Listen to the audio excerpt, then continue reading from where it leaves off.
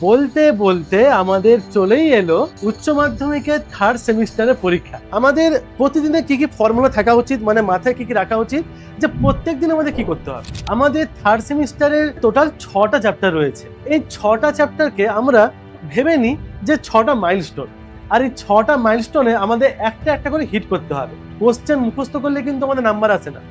একটা কোশ্চেন মুখস্থ করলে তুমি একটা কোশ্চেনের অ্যান্সার দিতে পারবে। তোমার কাছে যদি থিওরি স্ট্রং থাকে, তুমি সেই একটা থিওরি দিয়ে 100টা কোশ্চেন সলভ করতে পারবে। চ্যাপ্টার শেষের সঙ্গে সঙ্গে আমরা কি করব, আমরা কিন্তু পরের চ্যাপ্টারে যাব না।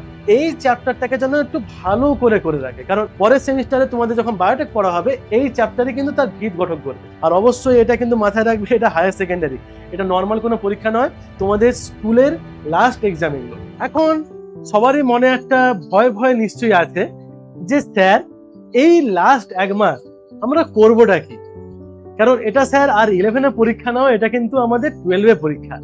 তো আমাদেরকে একটু কিছু বলে দিন বা একটু বুঝিয়ে দিন যে এই 1 মাসে আমাদেরকে কি করতে হবে কি না করতে হবে। এই লাস্ট 1 মাস যদি আমরা ভালো করে আরেকবার জিনিসগুলোকে রিভাইজ করে নিই, তাহলে যা যা ভুল ভ্রান্তিগুলো আমরা করেছিলাম এই 1 মাসে কিন্তু সেটা ফেরত আসতে পারে। তার জন্য আমাদেরকে একটা সঠিক পথে যেতে হবে, যাতে ভালো করে আমরা আমাদের যতগুলো চ্যাপ্টার্স রয়েছে ওগুলোকে ভালো করে করতে পারি। তো আমি তোমাদের কৌস্তব স্যার নিয়ে চলে এসেছি তোমাদের জন্য এই লাস্ট 1 মাসে প্রিপারেশনের জন্য কি রুটিন ফলো করতে হবে, কি কি জিনিসগুলো আমাদেরকে একটু ভালো করে দেখে নিতে হবে, যাতে পরীক্ষার হলে গিয়ে আমাদেরকে সামনের বন্ধু বা পেছনের বন্ধুর কাছ থেকে সাহায্য না নিতে হয়। আমাদের থার্ড সেমিস্টারের সিলেবাস আমরা জানি যে টোটাল 6টা চ্যাপ্টার রয়েছে। সপুষ্পক উদ্ভিদের যৌন জনন, মানুষের জনন, জননগত স্বাস্থ্য, বংশগতীয় বিভেদ, বংশগতির আণবিক ভিত্তি এবং হচ্ছে অভিব্যক্তি এবং তার কৌশল। এই 6টা চ্যাপ্টারকে আমরা ভেবে নিই যে 6টা মাইলস্টোন, আর এই 6টা মাইলস্টোনে আমাদের একটা একটা করে হিট করতে হবে। জাস্ট হিট নয়, হিটের সঙ্গে সঙ্গে থেকে ব্লাস্টও করতে হবে, যাতে ওই চ্যাপ্টারগুলো থেকে যা কোশ্চেন আসুক না কেন, নিজেদের আইডিয়া দিয়ে, নিজেদের থিওরি দিয়ে যেন আমরা সেগুলোকে সলভ করতে পারি। প্রথমে আমাদেরকে এই কয়েক সপ্তাহের জন্য, অর্থাৎ আমাদের জাস্ট 4 সপ্তাহের জন্য ফার্স্ট একটা প্ল্যান করতে হবে।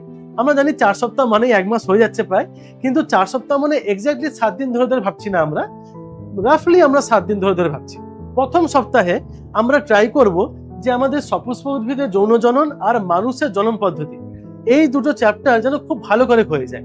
খুব ভালো করে কথা অর্থ হচ্ছে, দেখো অলরেডি আমরা আমাদের একটা আইডিয়া আছে যে চ্যাপ্টারটার মধ্যে কি কি আছে, কারণ অলরেডি তোমরা 5 মাস মোটামুটি পড়ে নিয়েছো জিনিসগুলোকে। আমাকে প্রথমে রিভাইজ করতে হবে প্রত্যেকটা চ্যাপ্টারের ক্ষেত্রে, আমার সপুষ্পক উদ্ভিদের যৌন জনন হোক বা মানুষের জনন পদ্ধতি হোক। আমরা জানি এই সমস্ত চ্যাপ্টারের মধ্যে আমাদের ডায়াগ্রামস রয়েছে ভালো ভালো, সমস্ত ডায়াগ্রামস গুলো ভালো করে আমাদেরকে রিভাইজ করতে হবে। প্রত্যেকটা পদ্ধতি, ধরো মাইক্রোস্পোরোজেনেসিস বা আমাদের প্রাণীদের ক্ষেত্রে, মানে মানুষের ক্ষেত্রে হলে আমাদের স্পারমাটোজেনেসিস বা উজেনেসিস, এদের প্রত্যেকের যে শব্দ ছক একটা শর্ট করে আমাদেরকে মাথায় রাখতে হবে, আমাদেরকে খাতায় পারলে লিখে রাখতে হবে, যাতে পরীক্ষার যাওয়ার আগে একবার আমরা চোখটা বুলিয়ে নিতে পারি। চ্যাপ্টার শেষের পর যখন রিভাইজ যখন আমরা করছি, তখন আমাদেরকে পাশে একটা খাতা রাখতে হবে অবশ্যই। ওই খাতাতে একটা মাইন্ড ম্যাপ মতো বানিয়ে রাখতে হবে যে কার পর কোনটা আসছে। মাইন্ড ম্যাপ আমাদের মাইন্ডে ঢোকানোর জন্য খুব ইম্পর্টেন্ট একটা ম্যাপ, এই জন্য নামটা হচ্ছে মাইন্ড ম্যাপ। কারণ পরীক্ষা হলে হয়তো এই জিনিসগুলোই তোমাকে একটা 1 নম্বর পাইয়ে দিতে পারে। মাইন্ড ম্যাপ করলাম, আমরা ডায়াগ্রাম প্র্যাকটিস করলাম, আমরা যে ডেফিনেশন গুলো আছে সেগুলো প্র্যাকটিস করলাম, আর স্পেশালি বৈশিষ্ট্যগুলো করলাম। সঙ্গে আমাদের মানুষের জনন পদ্ধতিতে আমরা জানি যে কিছু আমাদের এই টাইমগুলো দেখে রাখতে হয়, যে ওভুলেশনের টাইম কত বা আমাদের বাকি মেনস্ট্রুয়াল সাইকেলের টাইম কত, এগুলো আমাদের দেখে রাখতে হয়, এগুলো আমাদেরকে ভালো করে রাখতে হবে। চ্যাপ্টার শেষের সঙ্গে সঙ্গে আমরা কি করব, আমরা কিন্তু পরের চ্যাপ্টারে যাব না। চ্যাপ্টার কমপ্লিট করার সঙ্গে সঙ্গে তার যত এমসিকিউ গুলো রয়েছে, স্পেশালি যেগুলো ইউনিক এমসিকিউ, যেগুলো আমাদের দেখে মনে হচ্ছে এগুলো আগে এসছে, পিআইকিউতে এসছে, ওই সমস্ত এমসিকিউ, অ্যানালিটিক্যাল টাইপের এমসিকিউ, এবং স্পেশালি তোমাদের যেটা ভুল হয় অ্যাসারশন রিজন ওয়ালা এমসিকিউ, এগুলোকে ভালো করে আমাদের প্র্যাকটিস করে নিতে হবে। ডায়াগ্রাম একবার দেখলে হয়ে যায়, আমরা জানি। অ্যাসারশন রিজনের ব্যাখ্যা কি ব্যাখ্যা নয়, এইখানে মাথা গুলিয়ে যায়। তো আমাদেরকে কোশ্চেন আনসার আমাদের চ্যাপ্টার শেষের পর প্র্যাকটিস করে নিতে হবে। চলো, আমাদের প্রথম সপ্তাহের কাজ কমপ্লিট হলো। সেকেন্ড যে সপ্তাহটা আসছে, সে সপ্তাহের মধ্যে আমরা কি করব, আমরা মানুষের জননগত স্বাস্থ্য এবং বংশগতি বিভেদ। আমরা জানি জননগত স্বাস্থ্য আমাদের হার্ডলি 1 দিন বা 1.5 দিন লাগবে কমপ্লিট করতে, কারণ ছোট চ্যাপ্টার সেটা। কিন্তু বংশগতি বিভেদ নিজেই একটা বইয়ের সমান। তো আমাদেরকে সেই চ্যাপ্টারটার উপর বেশি জোর দিতে হবে। এখন তোমাদেরকে সপ্তাহ অনুযায়ী ভাগ করেছি আমি, কিন্তু আশা করি সপ্তাহের আগে তোমরা কমপ্লিট করতে পারবে। যত জলদি কমপ্লিট করবে তত জলদি এদিকে তুমি টাইমগুলো পেয়ে যাবে, সেটা মাথায় রাখো, লেট করবে না। জলঙ্গত স্বাস্থ্যের ক্ষেত্রে আমরা জানি যে আমাদের অনেকগুলো পদ্ধতি নাম আছে, সেই পদ্ধতিগুলো করে রাখতে হবে আমাদেরকে। কোন কোষটা কোন স্তরে গিয়ে আটকাচ্ছে সেটা আমাদেরকে দেখে রাখতে হবে। মরুলা ব্লাস্টুলা কোন দশা দিকে আটকাচ্ছে এগুলো আমাদের দেখে রাখতে হবে। আর বংশগতি বিভেদের ক্ষেত্রে আমরা দেখবো যে আমাদের অলরেডি ক্লাস 10-এ পড়া আছে, তোমরা 12-এ পড়ে নিয়েছো। এখানে যে চেকার বোর্ড গুলো আছে, যে ম্যাথ গুলো আছে, প্লাস আমাদের সবার প্রিয় পেডিগ্রি অ্যানালিসিস, ওটাকে ভালো করে দেখে রাখতে হবে। থিওরি অনুযায়ী বলছি। চ্যাপ্টার শেষ হলো, আমরা কোশ্চেন প্র্যাকটিস করলাম। বংশগতি বিভেদের যে কোশ্চেন গুলো, তার যে আমার এমসিকিউ গুলো রয়েছে, সেখানে মেনলি পেডিগ্রির উপর আমরা বেশি জোর দেবো। কারণ পেডিগ্রি একটা গোলানোর খুব বড় জায়গা। কোনটা জেনারেশন স্কিপ করছে, কোনটা করছে না, এই জিনিসগুলোকে আমাদেরকে ভালো করে দেখে রাখতে হবে যেন ভুল না হয় পরীক্ষা থেকে। আর যে অঙ্কগুলো রয়েছে, অর্থাৎ কত প্রকারের গ্যামেট তৈরি হবে, আমাকে দ্বিসংকর বলেছে কি এক সংকর বলেছে, আমাকে টেস্ট কোষ বলেছে নাকি, এগুলো আমাদেরকে ঝালিয়ে নিতে হবে। সঙ্গে আমাদের যে সমস্ত রোগগুলো আছে, অর্থাৎ আমাদের এই চ্যাপ্টার লাস্টে ক্লাইনফেল্টার সিনড্রোম, ডাউন সিনড্রোম, এদের কারণ, এদের লক্ষণগুলো অল্প করে আমাদেরকে একটু নোট ডাউন করে রাখতে হবে, বা তুমি হাইলাইট করে রাখতে পারো তোমার বইতে। তুমি হয়তো বলতে পারো যে স্যার বইতে তো সমস্তগুলো করে দেওয়া হয়েছিল, আর আমাদের কোশ্চেন ব্যাংক মোটামুটি প্রায় কমপ্লিট হয়ে গেছে, টেস্ট পেপারে হাত দাও। স্যার টেস্ট পেপারেও মোটামুটি করা হয়ে গেছে, তাহলে কি করবে এবারে? আমরা লাইভ টেস্ট দিতে চাইছি। তো লাইভ যদি তুমি টেস্ট দিতে চাইছো, তাহলে তোমরা আমাদের যে মক টেস্ট সিরিজ রয়েছে বং মিষ্টি, তোমরা সেটাকে পারচেস করতে পারো। মক টেস্ট সিরিজে প্রত্যেকটা চ্যাপ্টার অনুযায়ী তোমাদের মক টেস্টের শিডিউল করা আছে, আর প্রত্যেকটা চ্যাপ্টার অনুযায়ী তোমাদের একটা নির্দিষ্ট টাইমে তোমাদের পরীক্ষাটা হবে। সেই পরীক্ষায় 8 ঘন্টা 45 মিনিট বা যেরকম টাইম দেওয়া আছে, সেই টাইম অনুযায়ী তুমি পরীক্ষা দিতে পারবে। এর ফলে হবেটা কি, তোমাদের এই যে একটা লাইভ পরীক্ষা দেওয়ার যে একটা অভ্যেস, ওটা চলে আসবে যে আমাকে সময়ের মধ্যে শেষ করতে হবে। ঘরে বসে যখন তুমি এমসিকিউ প্র্যাকটিস করো, আদৌ হয়তো তোমরা একটু ঘড়ি খাতা দেখো না যে কতক্ষণ যাচ্ছে, কিন্তু এখানে 20 নাম্বার 30 নাম্বার তোমাকে যদি 20 মিনিটে পরীক্ষা দিতে হয় বা 30 মিনিটে পরীক্ষা দিতে হয়, তোমার ব্রেন কিন্তু ওই মুহূর্তে ফাস্ট কাজ করার চেষ্টা করবে। এই অভ্যেসটাই যেন পরীক্ষা হলে থাকে। তো তোমরা সেখানে আমাদের মক টেস্ট সিরিজ পারচেস করতে পারো। আর যদি তুমি বলছো যে স্যার বংশগতি বিভেদ তো অনেক বিশাল বড় চ্যাপ্টার রয়েছে, এত কম টাইমের মধ্যে আবার রিভাইজ করবো কি করে, তো তার জন্য আমাদের কাছে কিন্তু তোমাদের জন্য একটা খুব ভালো একটা অফার রয়েছে। সেটা হচ্ছে আমাদের যেটা পকেট কোর্স। পকেট কোর্সে তুমি স্পেশালি ওই চ্যাপ্টারটা তুমি পারচেস করতে পারো স্পেশাল চ্যাপ্টার হিসেবে। ওই চ্যাপ্টারের মধ্যে তুমি পেয়ে যাবে চ্যাপ্টারের লেকচার, চ্যাপ্টারের যেটা অ্যাসাইনমেন্ট ছিল, চ্যাপ্টারে আরপিপি ছিল, চ্যাপ্টারের কোশ্চেন আনসার ছিল, এবং ইনফাইনাইট মক টেস্ট যেটা আমাদের সঙ্গে থাকে, যারা ফুল কোর্স পারচেস করে তারও তুমি 3টা থেকে 4টা পরীক্ষা তুমি দিতে পারবে। যারা যারা আমাদের ফুল কোর্সে নেই তাদের জন্য এটা খুব ভালো একটা অফার। তারপরে চলে আসবো আমরা আমাদের থার্ড সপ্তাহে এসে আমরা দেখবো যে আমাদের আর কোন কোন চ্যাপ্টার বাকি থাকছে। 2টো চ্যাপ্টার বাকি থাকছে, 2টো বাঘা চ্যাপ্টার বাকি থাকছে। তো দেখো, আমাদের মলিকুলার বায়োলজি যে পার্টটা, সেটাকে আমি একটা উইকে রেখেছি। তুমি চাইলে সেটাকে হাফ উইকের মধ্যে কমপ্লিট করতে পারো যদি তোমার আগে থেকে কমপ্লিট করা থাকে। কিন্তু যাদের কমপ্লিট করা নেই তাদেরকে বারবার বলবো আমি যে এই চ্যাপ্টারটাকে যেন একটু ভালো করে রাখে, কারণ এই চ্যাপ্টার আমাদের পরের সেমিস্টারও কাজে লাগবে। পরের সেমিস্টারে তোমাদের যখন বায়োটেক পড়া হবে, এই চ্যাপ্টারে কিন্তু তার ভিত গঠন করবে। তো এই চ্যাপ্টারকে একদম ভালো করে রাখো। আমরা জানি চ্যাপ্টারটা অবশ্যই কষ্ট আছে, replication, transcription, translation, lac operon, DNA fingerprinting, এই টোটাল 5টা পার্ট আমাদেরকে করতে হয় এখান থেকে, আর প্রত্যেকটা থেকেই ভালো ভালো কোশ্চেন আসে। তো তার জন্য কিন্তু তোমাকে এর যে এমসিকিউ গুলো ভালো করে প্র্যাকটিস করতে হবে।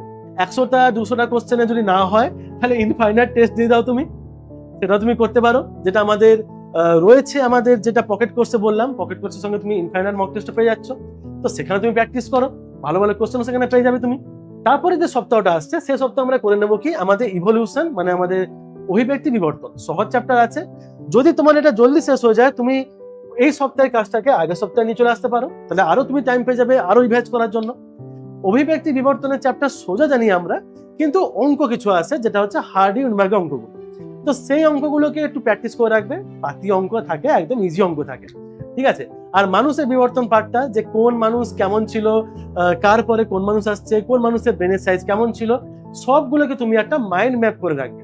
অভিব্যক্তির যে মাইন্ড ম্যাপটা সবচেয়ে বেস্ট কাজ করে যখন আমরা পরপর সিরিজগুলো দেখি, অর্থাৎ কার পরে কে এসছে, কার ব্রেনের সাইজ কেমন চেঞ্জ হয়েছে।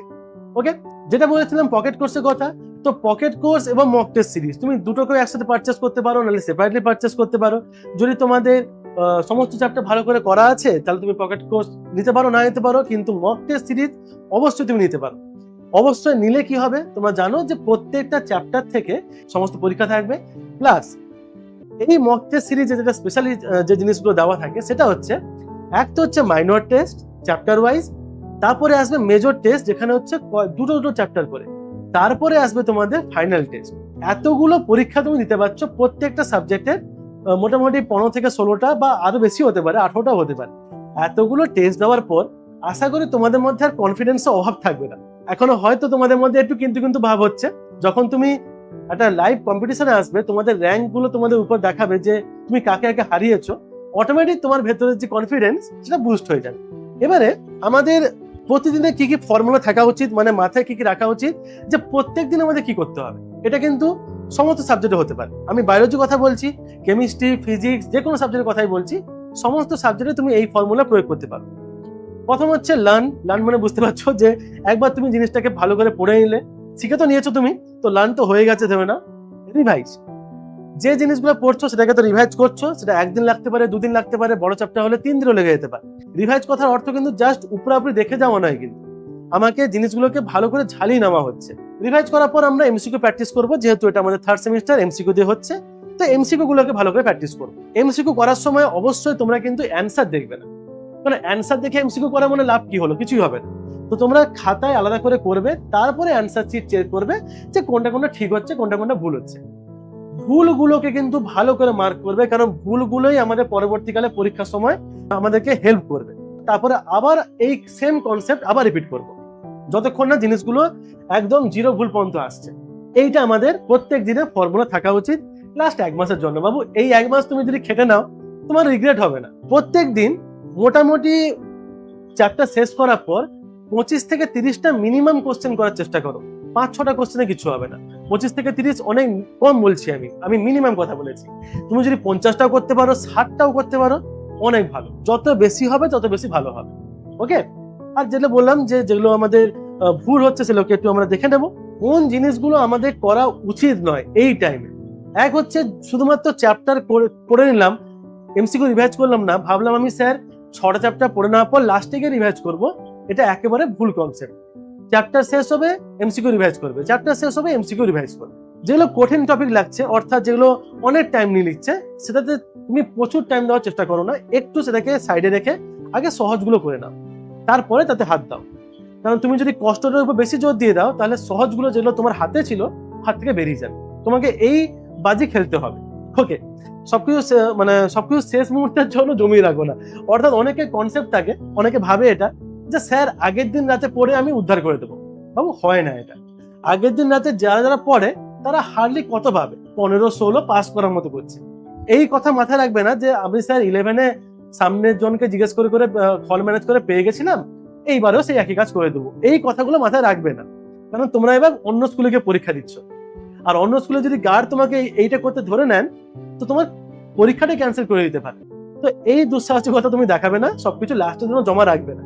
লাস্টের জন্য জমা রাখলে আরেকটা অসুবিধা হচ্ছে, ধরো তুমি ভেবেছো এক রাতের আগে তুমি পড়ে যাবে, সেই রাতে তোমার কোনো শরীরে অসুস্থতা হয়েছে, তুমি জ্বরে ভুগছো বা তোমার কিছু একটা অসুবিধা হয়েছে, পড়বে কখন?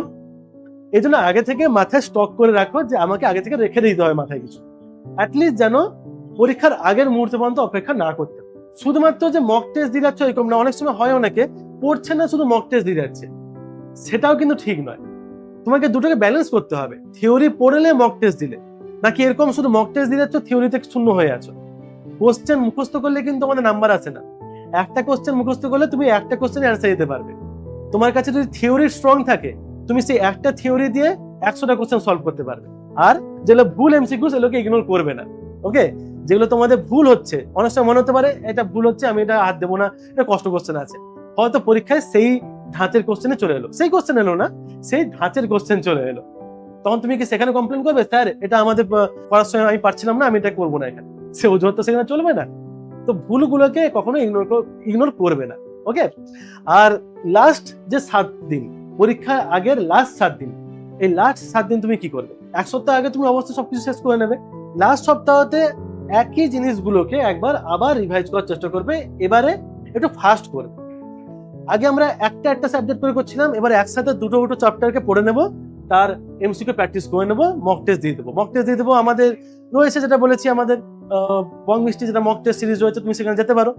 তো পড়লে প্র্যাকটিস করলে, এমসিকিউ নিজে হাতে প্র্যাকটিস করলে, টেস্ট সিরিজের টেস্ট দিয়ে দিলে। টেস্ট সিরিজ লাইভও দিতে পারো, টেস্ট সিরিজ তুমি পরেও দিতে পারো। পরে দিলে তোমার র্যাঙ্কটা আসবে না, কিন্তু পরে দিলে তুমি টাইমের মধ্যে যে শেষ করতে পারছো এই জিনিসটা তুমি প্র্যাকটিস করতে পারবে। এটা একটা হলো। আচ্ছা, সেকেন্ড দিনও সে একই কাজ করবে, দুটো চ্যাপ্টার করলে রিভিশন দিলে। এবার 7 দিন কেন করেছি? 7 দিনটা হচ্ছে ম্যাক্সিমাম দেওয়া আছে। তুমি যদি 6টা চ্যাপ্টার আরো জলদি কমপ্লিট করতে পারো তাহলে তো আরো ভালো হয়, তাহলে তুমি 5 দিনের মধ্যে কমপ্লিট করে দিতে পারো 6টা চ্যাপ্টার। কিন্তু তুমি যদি ভাবছো স্যার আমি আবার এক সপ্তাহের টাইমটা আরো একটু ভালো করে দেখার চেষ্টা করব, তাহলে তোমার কাছে 7 দিন টাইম আছে। আর পরীক্ষার আগের মুহূর্তে পর্যন্ত আমি দেখে যাচ্ছি বই, এই এটা আসবে এটা আসবে এটা আসবে, এরকম করে বাবু পড়াশোনা হবে না। লাস্ট 1 ঘন্টার আগে পরীক্ষার টেনশনে তোমার কোনো জিনিস মাথায় ঢুকবে না। আমাদের ব্রেন একসঙ্গে এতগুলো কাজ করতে পারে না। ওকে। আর লাস্ট যাওয়ার আগে তোমাদের বলে দিই যে এটা আমাদের 3rd সেমিস্টার, এরপরে 4th সেমিস্টার। আর অবশ্যই এটা কিন্তু মাথায় রাখবে, এটা হায়ার সেকেন্ডারি, এটা নর্মাল কোনো পরীক্ষা নয়, তোমাদের স্কুলের লাস্ট এক্সাম এগুলো। তো তোমরা যা যা বললাম, তোমরা পকেট কোর্স পারচেস করতে পারো স্পেশাল কোনো সাবজেক্টের জন্য, সেটা মলিকুলার বায়োলজি হতে পারে, সেটা বংশগতি বিভেদ হতে পারে। যে চ্যাপ্টার তোমার উইক লাগছে সেই চ্যাপ্টার তুমি পকেট কোর্স পারচেস করে রিভাইজ করে নিতে পারো। আর সঙ্গে এমসিকিউ প্র্যাকটিস সেট যেটা রয়েছে আমাদের, যেটা মক টেস্ট সিরিজ, সেটাকে তুমি পারচেস করে সেখানে তুমি মক টেস্ট দিয়ে দাও, সমস্ত কিছু ভালো করে প্র্যাকটিস করে যাও। আর আশা করি এত কিছু করার পর তোমার পরীক্ষা খুব ভালো হবে। তো এই বলে আমি তোমাদের সকলকে টাটা বললাম, আর সকলকে পরবর্তী পরীক্ষার জন্য, অর্থাৎ তোমাদের আগামী পরীক্ষার জন্য সকলকে অল দ্য বেস্ট থাকলো। ওকে, সকলকে বাই বাই।